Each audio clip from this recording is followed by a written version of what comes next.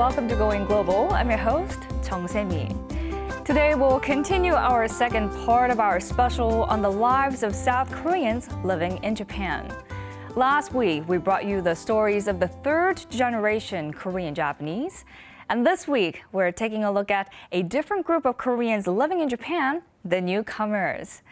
These Koreans migrated to Japan relatively recently, 20 to 30 years ago, and they are trying their best to develop a position in Japanese society. Let's learn more about the newcomers and what their lives are like in Japan.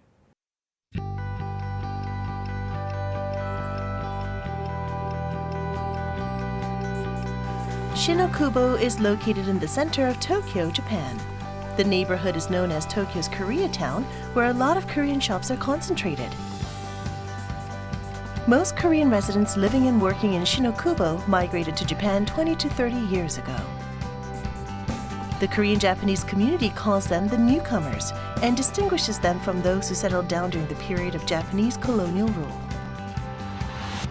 東京の新大久保はですね、もともとはその戦後台湾人を中心に中華料理が多い町でした。それが、いわゆる韓流ブームをきっかけにニューカマーの人たちがそういった中華料理店を買い取って韓国料理店とか韓流グッズを売る店に変えた。今は完全に韓流の街になっています。The newcomers have transformed the center of Tokyo into a Koreatown. Their influence can be compared to the ancient settlers from Korea's Baekje Kingdom who came to Japan. Recently, more and more young Koreans are crossing the East Sea to come to Japan in order to seek a new life. And they can be called the new Dorain from Korea.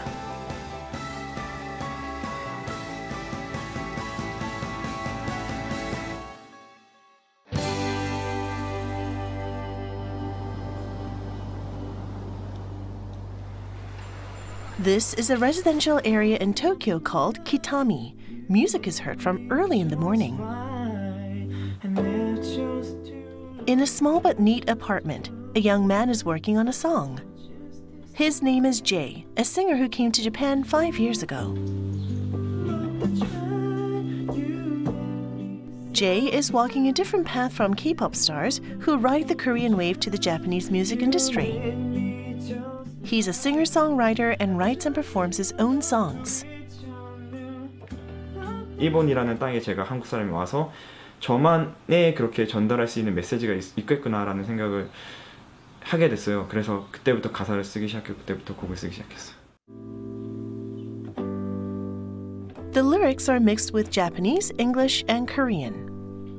He feels that singing in just Japanese won't allow him to express everything through his music. Jay has recently released a single. He even filmed his own music video.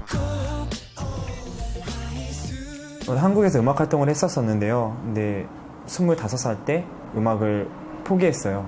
그래서 새로운 꿈을 찾던 도중에 일본에 신문장학 제도가 있더라고요. 초기 비용 없이 그렇게 일본에 와서 유학생을 할 수 있는 제도가 있어서 그거를 보고 나서 일본에 오게 됐습니다. 신문을 돌리고 일본어를 배우면서도 이제 노래하고 싶은 욕구랑 노래하고 싶은 욕망이 역시 계속 안에 있었기 때문에 그런 계기로 인해서 다시 음악을 하게 됐습니다. It's late in the afternoon. Jay has arrived at a bar in Shibuya, the home of Japanese underground music. His role is to perform on the opening stage of a duo from Nagoya. Although it's not his own concert, he does his best.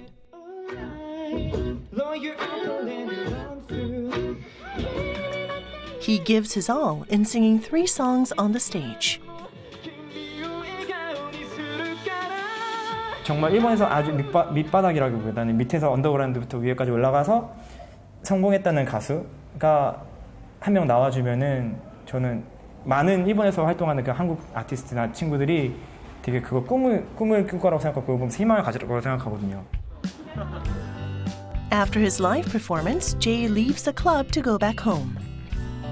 His fans are still waiting to see him. His footsteps on his way back home seem lighter.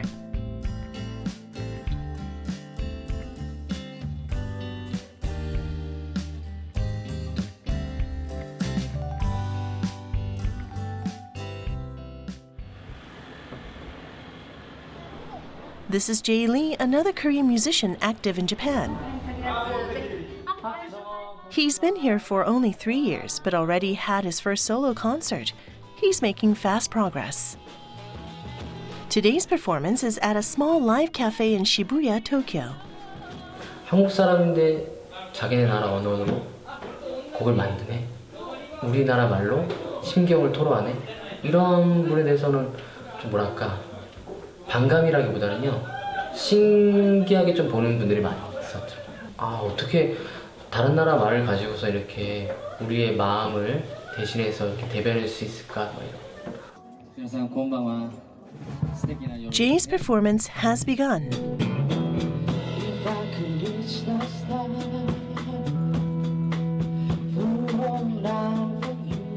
His vocal skills and the session members' amazing performance draw the audience into the music. Most of the audience are women, but they cover a wide age range from 20s to 50s. Regardless of their age, they are the fans who support Jae and enjoy his music. 문화라는 거는 사실 정치라던가 역사라든가 이런 걸 뛰어넘을 수 있는 힘을 갖고 있는 굉장한 무기라고 저는 생각을 해요. 국경을 뛰어넘어서 한 사람이 국적을 뛰어넘어서 정말 그냥 좋은 사람, 좋은 노래를 들려주는 사람 그런 사람으로 받아들여졌으면 하는 바람이에요.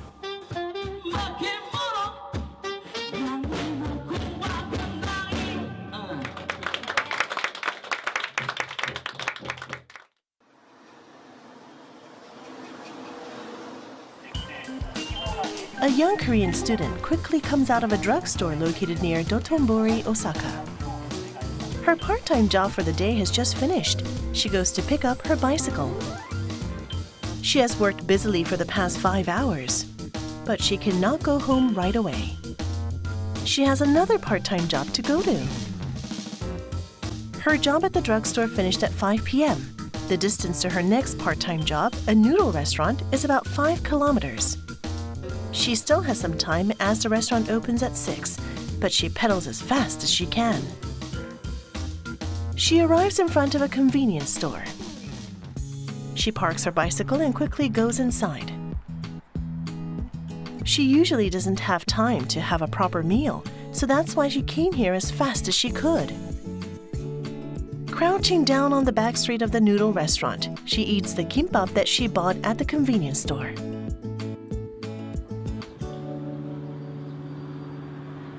From 6 p.m. to over midnight, Yoon serves in the restaurant. Customers keep coming, so she doesn't have any time to rest. A long, busy day has now come to an end.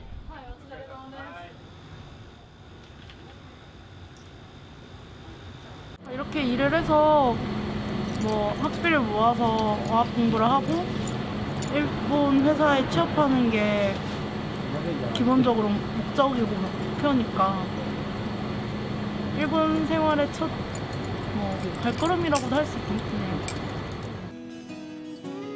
A young Korean only in her mid-20s, Yoon-seo has finally completed her tiring day. She disappears into the night streets of Osaka on her bicycle.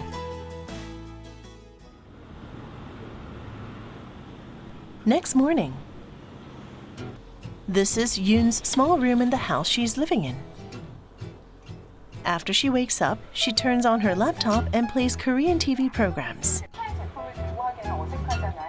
Her small bookshelf is filled with Japanese language books. She's living in a share house where 5 people from different countries are living together. The monthly rent is around 400,000 Korean won. It includes utility bills, so Yoon says that the rent is not that expensive. The rooms are small, but fortunately the living room and the kitchen on the first floor are shared. It's been 9 months since Yoon came to Japan. She's still in her early stage of settling down, so it's not that easy for her to adapt to things. Nothing is clear in front of her, but she tries hard not to lose her spirit. 뭐 한국에서 치면 뭐 더 이제 뭐 취업 안 돼 뭐 이런 나이지만 그래도 아직 어리잖아요. 아직 30도 안 됐는데 뭔가 할 수 있는 일이 있지 않을까 생각해요. 뭔가 저만이 할 수 있는 무언가가 있지 않을까라는 생각을 해요.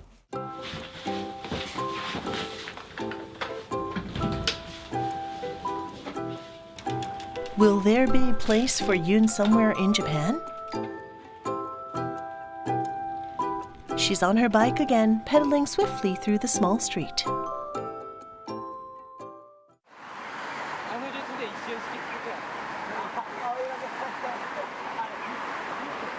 This is a big duty-free shop located in the district of Akihabara in downtown Tokyo. The shop is filled with Chinese tourists. From electronic products to daily goods, everything can be found here. Their varieties capture the customer's attention. More than 30,000 products are being sold to mainly foreign tourists visiting Japan. These days, Chinese tourists have become the main customers. A man appears in the shop when it gets a little quieter. He's Chang Young-sik, the owner of this shop. He goes around and checks the products that are on display and also asks his employees about the shop's general situation. The shop in Akihabara is the first duty-free shop he opened, so it has a special meaning for him. 저희 거 다 뿌려한다로네. Chang came to Japan in the early 1990s. He came here with a big dream. At that time, all he had was 3 million won that his father gave him after selling a few acres of field. 처음 시작한 게 고깃집에서 불판 닦기를 했습니다. 지하 1층에서요.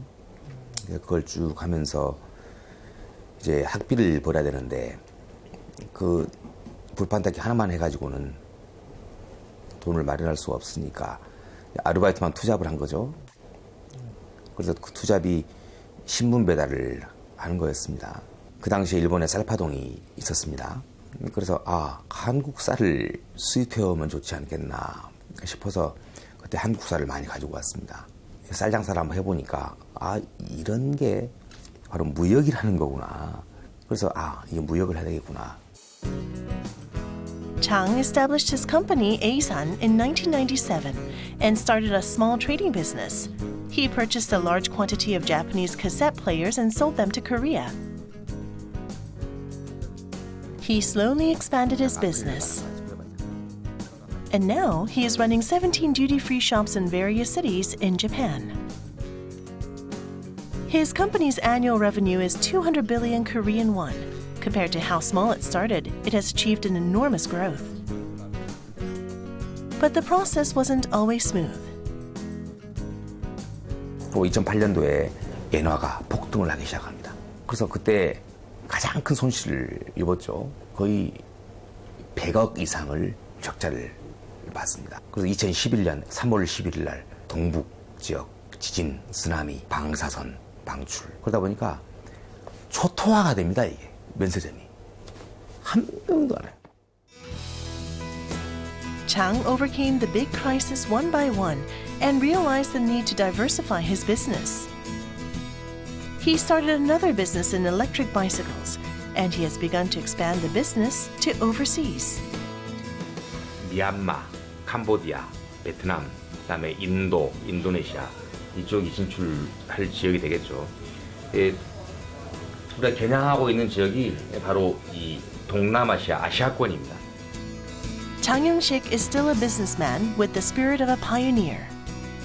From cleaning the hot grills to becoming a CEO of a company that generates an annual revenue of 200 billion won, Chang has become a role model for young newcomers from Korea. What was the driving force behind his success in Japan? He started from the very bottom, taking new challenges when he could. He came to understand the background of Japanese society and adjusted to it. He's proving to others that these are the keys to success. He is a true pioneer in this globalized world, not scared to go beyond the boundaries. The newcomers from Korea, who are geared with diligence and creativity, are creating another mark in Japanese society. Amidst the unresolved diplomatic issues between Korea and Japan, the newcomers are acting as a bridge between the two countries. 자기 자신의 그 오리진을 확실하게 갖고 있으면은 여기 규범에 따르지만 또 창의적인 부분이 나올 수 있거든요. 이 친구들이 여기 다수가 생각을 못하는 부분을 저희는 이제 갖고 있으니까. 存在なんですよ。そういう在日の文化をどう作っていくかということがイコール在日のアイデンティティになると私は思います。 Korean residents in Japan have adjusted themselves to the new environment of the 21st century. They remember their Korean roots but integrate into the Japanese society as they create their own history and identity in Japan. Their lives and challenges continue even today. Seeing them without discrimination and giving them support is the task of Koreans who share the same identity and roots. It's not an easy thing for an individual to achieve something in a foreign country. The newcomers and the modern young Koreans have started from the very bottom to adjust to Japan's society. Their diligence and the spirit of not giving up have brought them this far in a foreign land. And hopefully, the third generation Korean Japanese and the newcomers will continue to demonstrate their excellence in Japanese society as Koreans, reap greater success, and act as a bridge between South Korea and Japan. We hope you enjoyed our 2-week special on South Korean residents in Japan. And Going Global, we'll be back next week with more fascinating stories from all around the world. Thank you for watching.